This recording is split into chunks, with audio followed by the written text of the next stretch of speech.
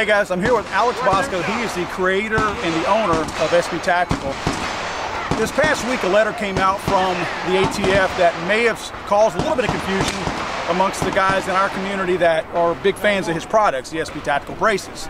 Alex is going to clear some of that up for us today. It sounds like there's some myths and maybe some misconceptions about what the letter's intent was. Yeah, I think the biggest misconception is that the ATF is an agency that needs to validate or not validate a product.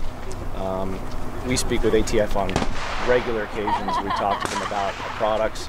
The reason ATF needs to have a gun is because it's ATF's mandate to decide whether or not something is or is not a firearm. Okay. If you send them an accessory, it's not in their mandate to decide what that accessory is. Not to mention, you put an accessory on a pistol, it could be one thing. If you put it on a firearm, it's another.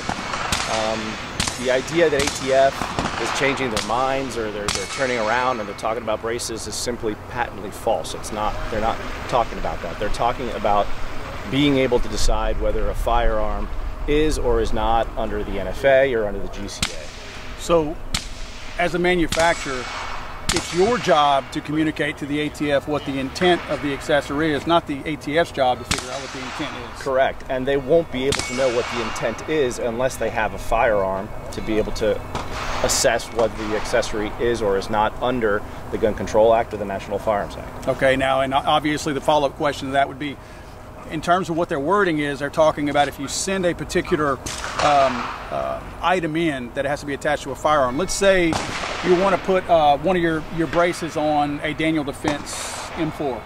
Do you have to put one and send in every one of Daniel Defense's AR-15s, or can you put it on one gun and say this will apply to others? How does that going to work? If the firearm that you're submitting is a firearm, a pistol, or a rifle, it will apply to either a firearm, a pistol, to a rifle. If you put a brace on a pistol, it may be different on a firearm.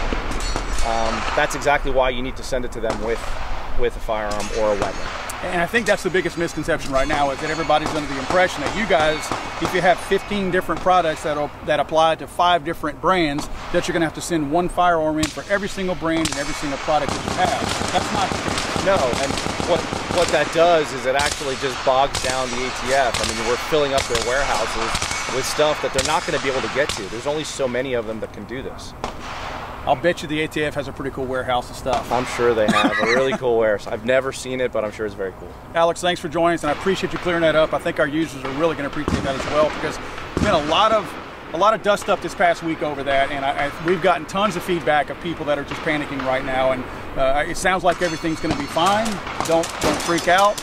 Keep your stuff. You don't have to take it off your gun. You're good to go, right? Nothing has changed. It has always been ATF's policy that you need to submit a product with a gun. They just made it clear now. And real quick, one thing that I wanted to mention that we talked about earlier that you had said is that was already policy before. It's just a letter that came out specifically to you guys. That letter wasn't intended to us, the end user. That was just basically making something official that was already policy. The ATF has had issues lately with a lot of people submitting boxes of accessories, and they just don't have the time for that. They need to have it on a weapon. Very good. Thank you, Alex. I appreciate it. Thank you so much.